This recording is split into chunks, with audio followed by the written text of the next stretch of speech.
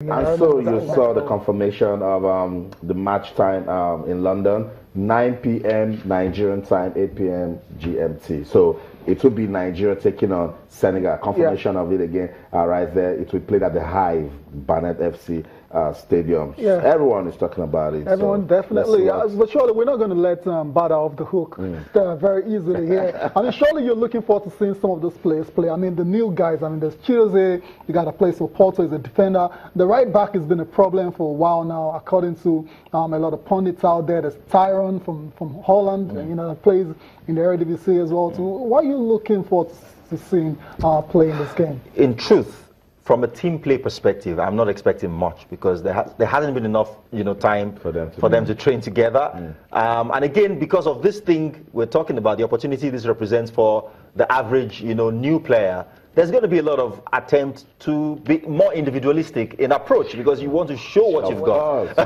And it overall doesn't make for a good watch. You saw England against Germany yesterday night. But for some occasional brilliance, in terms of team play, cohesion, there was hardly anything to excite. Correct. So in terms of individuals, Isaac Success, from the under 17 days, I've always thought he has a potential that can explode to become a real superstar. And I saw him dropping some lines at his initiation yesterday, singing a Davido song. He looks to be in high spirit. He's got pace, he's got power, he can finish. Hasn't exactly lived up to his potential at Watford because he's been in and out.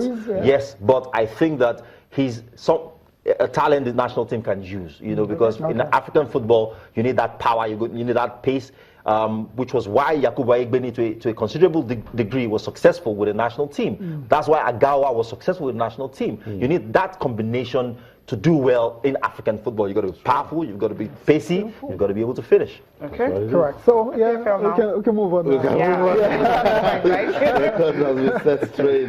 NPFL rescheduled games, and yesterday we saw the matchup between MFM and Rivers United, and ended 2-1 in favor of MFM. Stephen Ode scoring 2 goals on the day to take his season tally to 12. I mean, what a player. People have complained that why did Stephen Ode not get invited to play for Nigeria against Senegal and Burkina Faso. The other game was between Shooting Stars and Rangers. Heartbreaking moment for Rangers International. They lost the penalty in the 89th minute. That was Godin Aguda. And then just when they thought, okay, let's settle for a draw.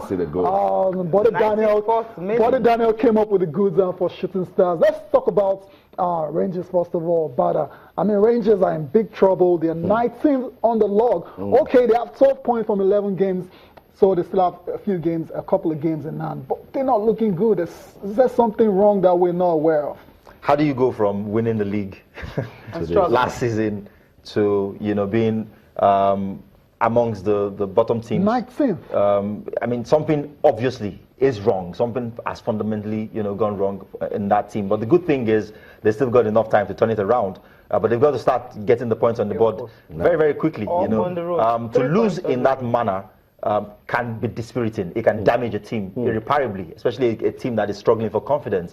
You get an opportunity to win a game, get 3 points on the board, you lose it, and then before the game ends in additional time, the opposition goes to the other end and scores, and you emerge from that game with absolutely nothing. So at this point, the manager, whoever is in that technical crew, must be able to get into the minds of the players, get into their heads, get them to emerge stronger and believe that, okay, we were close to getting 3 points. Maybe it was because we did something right. Let's go do all the things we did right again and cut out the things we did wrong in the next game. Okay, Rivers United also, they are 18th on the table. They came to Lagos and they lost to MFM. I think that's...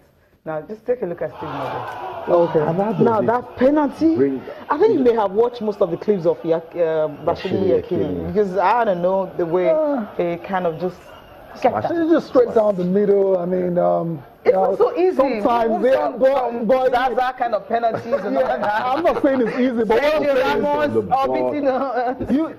very hard to see goalkeeper, staying. Usually goalkeepers commit, they choose where to go to and go there.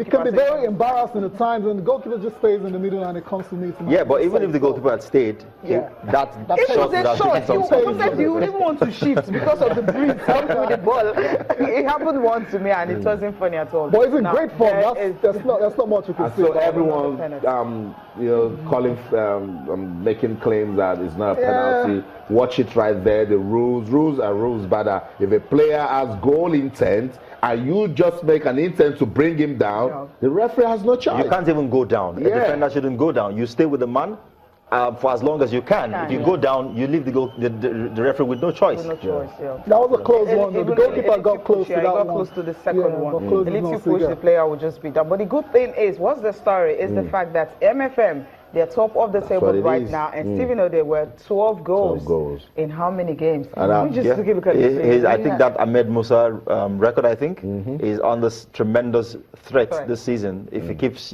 scoring at the rate he's doing, he would obliterate that record in no time. Oh man, can imagine. I mean, even we've seen some really great goal scorers. We saw Gordon Obaje last year. We've seen Umfon Udo a few seasons ago, scored about 23. And Mehmet also. Yeah, but at this rate, I won't be surprised if he can stay fit, obviously.